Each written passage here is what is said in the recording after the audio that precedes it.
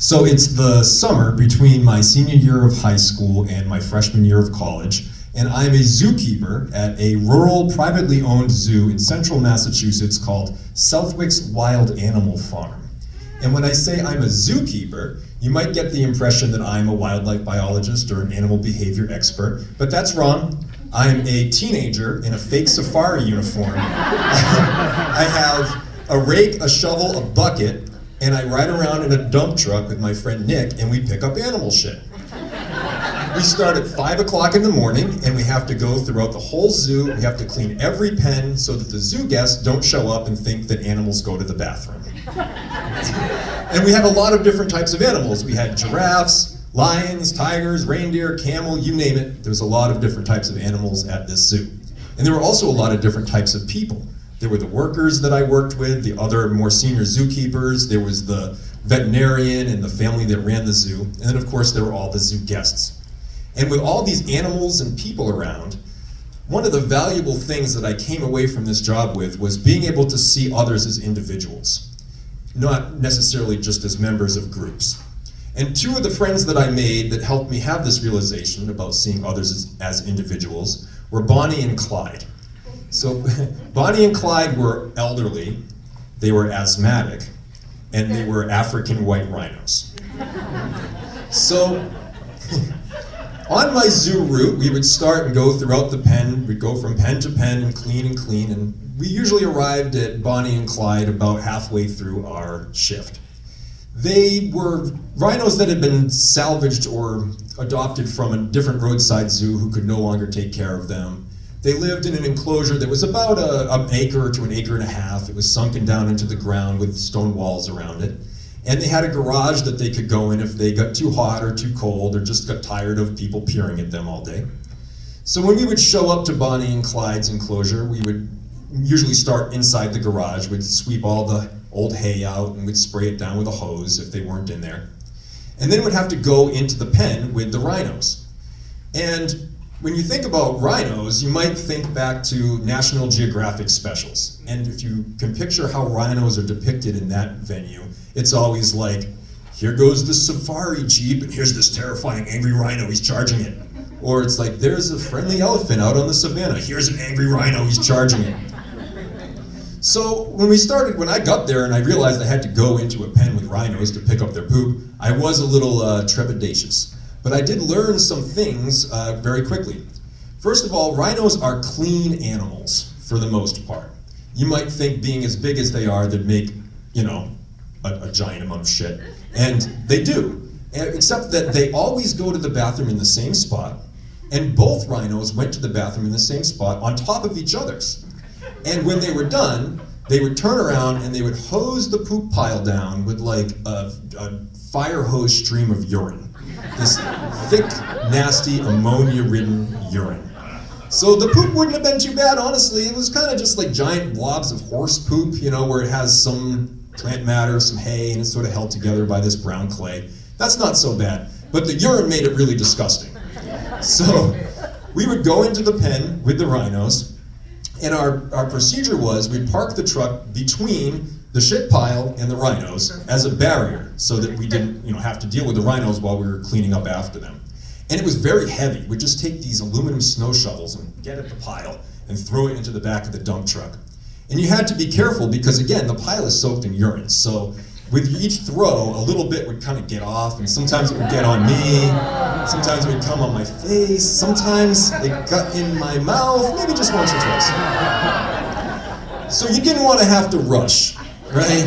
You wanted to take your time. Except there was one day that we went in the pen, and this is really the only time I ever saw either of the rhinos display any of their typical anticipated aggression. We went into the pen, and it was a really hot day, and they were lying down under the tree in the shade, and I don't think they were feeling that well. And there wasn't room to get the truck between the rhinos and the pile of poop. And so we looked at each other, and me and Nick said, all right, we'll just do it really fast, right? So we pulled the truck up next to the pile, and the rhinos were right there. And we just start shoveling. Well, we're about halfway through the pile, and I hear this sound. It's like a grunt, a roar, and a stomping, and it's all happening at once, like brrr. We look over, and Clyde is just charging us.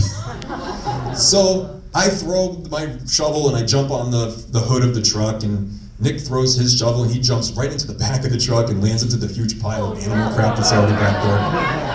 And we both yell what you would yell if you were being charged by a rhino, which is fuck, right? Wouldn't you know that somebody complained to our supervisor? And we're like, the zookeepers are using dirty language in front of the zoo guests and we have children.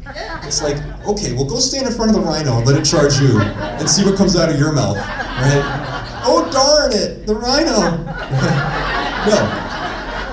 This is the only time that they ever displayed aggression. Most of the time they were very curious, and they're also very smart.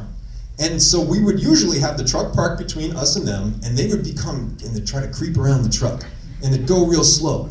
And they have terrible eyesight. Rhinos have terrible eyesight. So what we would do, and have these ears, so they'd be hearing us and they'd come towards us. And what we would do is we'd take rocks that were, good-sized rocks, and we'd roll them very gently in the rhino's direction, and we'd say, back up, back up. And these rocks would just magically materialize to the rhino's point of view. They would magically materialize as soon as they got within the range of the vision that the rhino could see it. And the rhino would back up a little bit. And that was the whole time. You'd like, scoop, scoop, bowling for rhinos. Scoop, scoop, oh, back up, bowl for the rhinos. So they really weren't that threatening. And we got used to them. One day, while we were coming out of the pen, they got up next to the wall. It was mostly Bonnie. They had different personalities. Clyde was more curious and a little bit more annoying. He'd come at you a little bit more. And Bonnie was very chill and sweet. So she gets up next to the wall, right near the gate where we pulled the truck in. And one of the senior zookeepers, Donna, said, oh, she wants to be scratched. And we're like, oh, okay, well, how do you do that? So we get on the wall and you take the rake and you just start raking the rhino. And she starts going like if you're scratching your dog behind the ears or right above the tail, where the rhino's back legs doing this, and the ears are doing this. And it was adorable, and so it was really fun. We'd go by and we'd rake the rhinos. Except one day in the afternoon, after we were done cleaning up all the animal poop for that day, and just in case you're wondering, because people have asked me this, there was a giant mountain of poop across the road from the zoo that we dumped it in every day, and that got used as manure for the local farms. But anyways, we're done cleaning up the poop for that day, and so our job was now to go around and give the animals water and make sure the zoo guests weren't doing anything stupid like sticking their hands into the lions' pens or feeding ice cream to the chimpanzees. And I come around and Bonnie is there, we're in her scratch spot, but I don't have my rake. So I think to myself, well, I don't know, I can't really scratch it with a rake. Maybe she can feel it if I scratch it with my hand. So I get over on the wall, and I get down and I just start scratching her, and she can't feel anything. A rhino's skin is very rough, it's like sandpaper, but it's in these huge, thick, folded plates of armor. And they have joints like around where their shoulders are and where their hips are, where the armor comes together. So I'm looking at Bonnie there, and I think to myself, well, I'll try this. So I take my hand and I slide it between her folds of armor, right between the folds of her shoulder. And I start with my little primate fingers, getting out the dust and getting out the gravel and the little bits of hay and the bugs, and she loved it. She just got into it, she leans against the wall, she scratches against the wall. And like I said, they're smart, so after a second, Clyde figures out, hey, something good's happening over there. So he comes over, and then I go over and I start doing that to him. And I slide my hand in the crack between the folds, and I scratch and I get stuff. And I have this memory, this very distinct memory of the most absolutely wonderful feeling. If you ever have the chance to stick your hand between the folds of a rhino's armor, it feels wonderful. It's cold and it's smooth. It feels like what you would think a dolphin would feel like, right? And so for the rest of the time I worked there, I would come around, and when I would have a chance, I'd sit down on the wall in my afternoon shift and I'd stick my hand in there between their folds and just rub and make them happy. And so that was something that I will always remember, was the individuality of these rhinos. The idea of, we think about rhinos as big, dumb, hoof-stock things that are angry and charging around, and these rhinos couldn't have been any further from that. Even the time that Clyde charged us, he just turned around and went and lied back down. They were very sweet animals. And so I try to remember now, I don't see species as just species. They're individual animals of that species. And I take that philosophy, that mentality, and I apply it to people. I don't see people necessarily as groups and clump them all together with verbs or nouns that describe groups and expect uniform behavior from people of that group. I see individuals. And as a teacher and as a community member, that's really served me well. And so I thank all my friends with hooves and paws and feet at the zoo for teaching me those lessons so long ago. Thank you.